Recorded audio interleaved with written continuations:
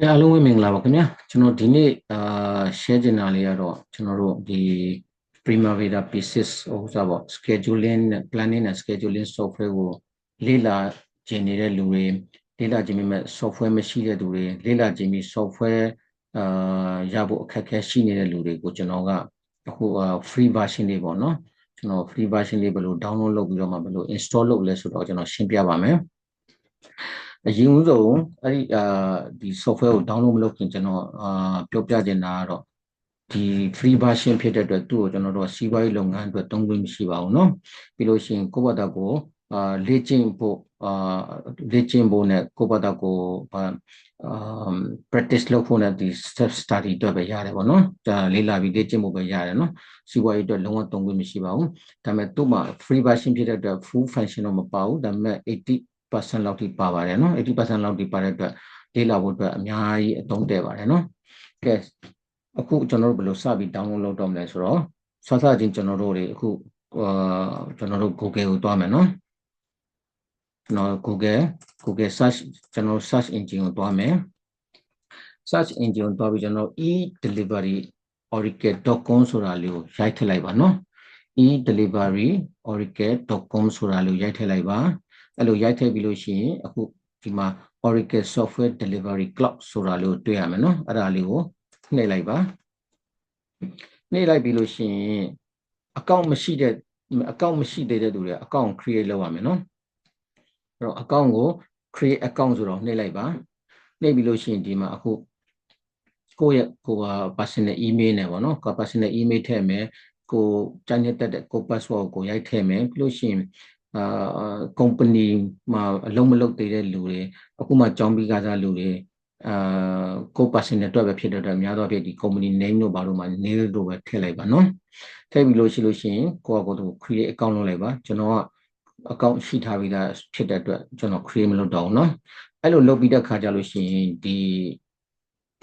web page ဒီပထမဆုံးစာမျက်နှာကိုပြန်ရောက်လာမယ်เนาะ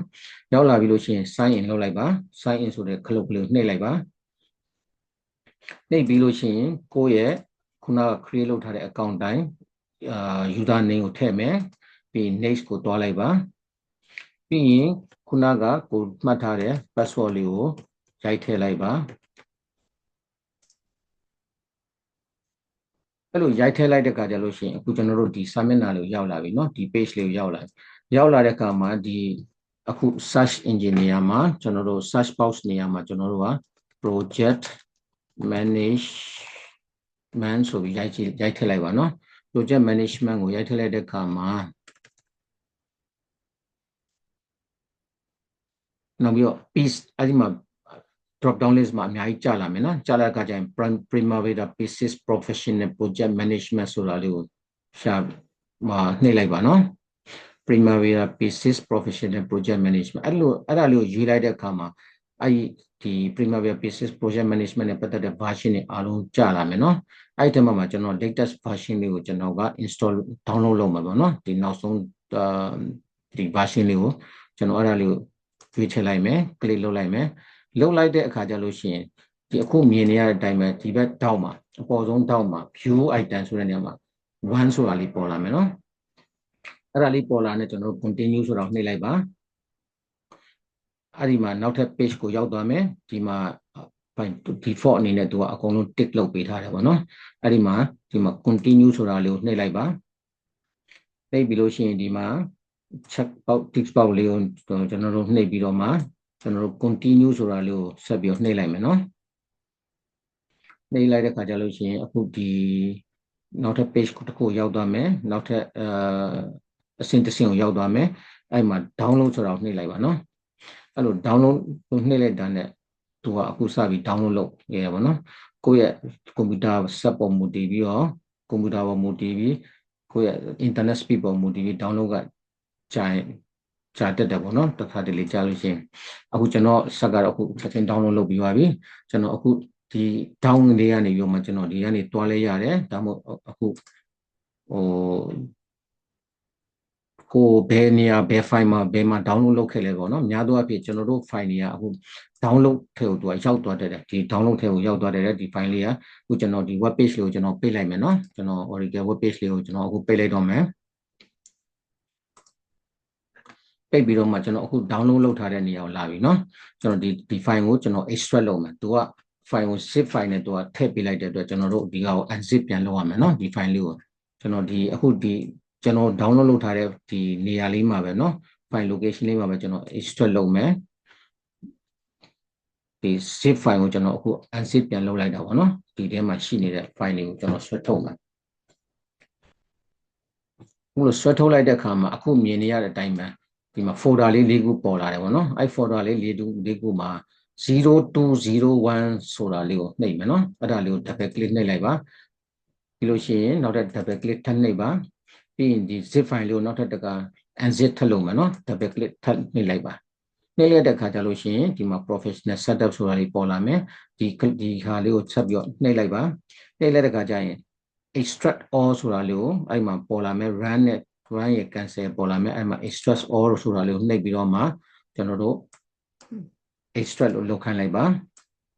လုပ်ခိုင်းလိုက်တဲ့အခါကျလို့ရှိရင်ကျွန်တော်ကအခု download လုပ်ထားပြီးသားဖြစ်တဲ့အတွက်သူက replace the file ဆိုတာပြောလိမ့်မယ်ကျွန်တော် yes ဆိုလို့ရှိရင်အဲ့မှာကျွန်တော်တို့ဒီမှာအခုဒီ file လေးတွေ့ပြီပေါ့နော်အခုဒီ install လုပ်မဲ့ file လေးကိုကျွန်တော်ရပြီအခုမှ professional setup ဆိုတာလေးကို double click နှိပ်လိုက်ပါနှိပ်ပြီးလို့ရှိရင်ကျွန်တော် typical ဆိုတော့နှိပ်လိုက်မယ်နှိပ်ပြီး okay ဆိုတော့နှိပ်လိုက်မယ်ပြီးရင် install လုပ်ခိုင်းလိုက်မယ်နော်ကျွန်တော် install လုပ်ခိုင်းလိုက်မယ် yes အခုစပြီး install လုပ်နေပြီပေါ့နော်လုပ်ပြီးလို့ရှိရင်ကျွန်တော်တို့အခု run database configuration လေးကိုကျွန်တော်တို့ tick လုပ်ထားရပါတော့အဲ့ဒါလေးကိုနှိပ်မယ် okay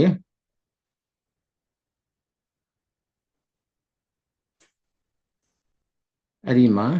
အခု PMDB ပေါ့နော် PMDB အထီးအားကိုအခုကျွန်တော်အခု delete အရင်လုပ်ပေးမယ်ဥပမာကျွန်တော်တို့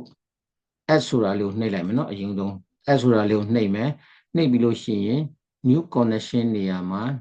ကျွန်တော်တို့တွေ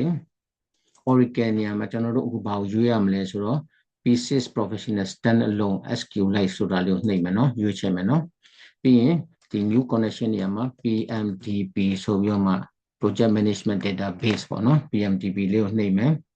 ပြီးရင်ကျွန်တော်တို့တွေ add connection to add new standalone database ဆိုတော့ရွေးမယ်နော်ပြီးလို့ရှိရင်ကျွန်တော်တို့ next ကိုတွားမယ်အဲ့လိုတွားတဲ့ခါကျလို့ရှိရင်သူက password ထည့်ခိုင်းတယ်နော်ဒီ software ကိုဖွင့်တဲ့ခါတိုင်းမှာသူက password နဲ့ password မေးတယ်နော်ကိုယ့်ရဲ့ admin ကိုယ့်ရဲ့ login နာမည်လေးကိုမှတ်ထားရမယ်နော်ကိုယ့်ရဲ့ login name လေးက default ရသူက admin လို့ပြောထားတယ်ကိုယ့်ဘာသာကိုလည်းရွေးချက်ကိုကြိုက်တဲ့ရောက်ကိုရွေးလို့ရပါတယ်နော်ကျွန်တော်အခု password ကိုကိုယ့်ဘာသာကိုထည့်မယ်နော်တတ်နိုင်တဲ့လောက်ဒီ password လေးကိုမှတ်မိလွယ်မဲ့ကဏ္ဍလေးလုံးလောက်ဆိုရပြီပေါ့နော်ပြီးရင်အဲ့တော့ကိုဒီ password ဒီ login name နဲ့ password လေးတော့မှတ်ထားရမယ်နော်ပြီးရင် next ဆိုတာလေးကိုနှိပ်လိုက်ပါပြီးလို့ရှိရင်ကျွန်တော်တို့ဒီဟာလေးကို save လုပ်လိုက်ပါနော် yes okay ဒါဆိုလို့ရှိရင်အခုကဒီ software installation ကပြီးသွားပြီပေါ့နော်အဲ့တော့ software ကိုအခု install လုပ်ပြီဆိုတော့ကျွန်တော်စမ်းသပ်ကြည့်မယ် software တကယ်အလုပ်လုပ်လားမလုပ်လားဆိုတော့เนาะကျွန်တော်တို့ဒီ file တွေအကုန်လုံးကျွန်တော်အခုပိတ်လိုက်မယ် file တွေကိုကျွန်တော်အခုပိတ်ပြီးတော့ကျွန်တော်အခုဒီမှာကျွန်တော်ဗာရွေးမလဲဆိုတော့ P6 မှာ P6 professional အခု 24x64 ဆိုတာလေးကျွန်တော်နှိပ်လိုက်မယ်ခုနပြောတဲ့အတိုင်းပဲเนาะကျွန်တော် login name လေးမေးတယ်ကို login name လေးကိုမှတ်ထားရမယ်ပြီးရင် password ကိုရိုက်ထည့်မယ်ရိုက်ထည့်ပြီး connect လို့နှိပ်လိုက်မယ်ဒါဆိုလို့ရှိရင်အခု P6 software လေးကဒါအလုပ်လုပ်တယ်ပေါ့နော်အဲ့လိုဖွင့်လိုက်တဲ့အခါမှာပထမဆုံးပေါ်လာတာဒီဟာလေးပေါ့နော်ဒီ message လေးကြောက်စရာမလိုပါဘူးเนาะဒါကဘာလဲဆိုတော့ဒီ software ကိုဒီ software ကိုဘယ် area မှာဘယ် industry အတွက်သုံးမလဲလို့သူကမေးတာပေါ့နော်အဲ့ဒါလေးကိုကျွန်တော်တို့ okay လို့နှိပ်လိုက်ပါ okay လို့နှိပ်လိုက်ဒါဆိုလို့ရှိရင်ဒါ P6 software ရပြီပေါ့နော်ခုနက message လေးကိုကျွန်တော်တို့ဖွင့်သူကအဲ့ဒါကိုကိုကဘယ် industry မှာလုပ်မယ်လို့မပြောထားတဲ့သူကအမြဲတမ်းအဲ့ဒီ P6 ဖွင့်တဲ့အခါမှာအမြဲတမ်းပေါ်လာတတ်တယ်အဲ့ဒါလေးမပေါ်လာအောင်လို့ကျွန်တော်တို့ဘာလုပ်ရမလဲဆိုတော့အခုဒီ admin ကိုတွားလိုက်ပါပြီးရင် admin preference ကိုရွေးလိုက်ပါနော် admin preference ကိုရွေးပြီးတော့မှအဲ့ဒီမှာ industry ဆိုတော့တွားရိုက်ပြီးတော့မှကျွန်တော်တို့အခု engineering construction ပေါ့နော် engineering construction ကိုကျွန်တော်နှိပ်လိုက်မယ်နှိပ်ပြီးအဲ့ဒီမှာ close လုပ်လိုက်ပြီးလို့ရှိရင် okay လို့နှိပ်လိုက်ပါအဲ့ကြလို့ရှိရင်အခုဆိုလို့ရှိရင်ဒီ software လေးကအခုသုံးလို့ရပါပြီပေါ့နော်ဒီမှာအခုဒီ basis ကကိုကွန်ပျူတာထဲမှာကိုဒါလုံးဝလေ့ကျင့်ဖို့အတွက်ကိုယ့်ဘာသာကိုတယောက်တည်း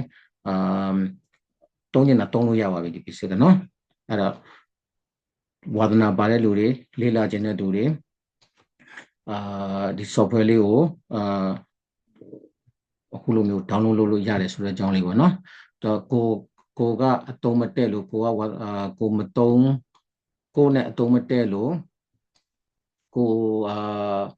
ဝါသနာမပါလို့မလုပ်ချင်ပေမဲ့ကိုအတိတွေထဲမှာဒီလိုလုပ်ချင်တဲ့လူတွေရှိလို့ရှိရင်လည်းဒီဗီဒီယိုလေးကိုတို့မျှဝေပေးလိုက်ပါနော်အားလုံးပဲမင်္ဂလာပါနော်ကျေးဇူးပါပဲ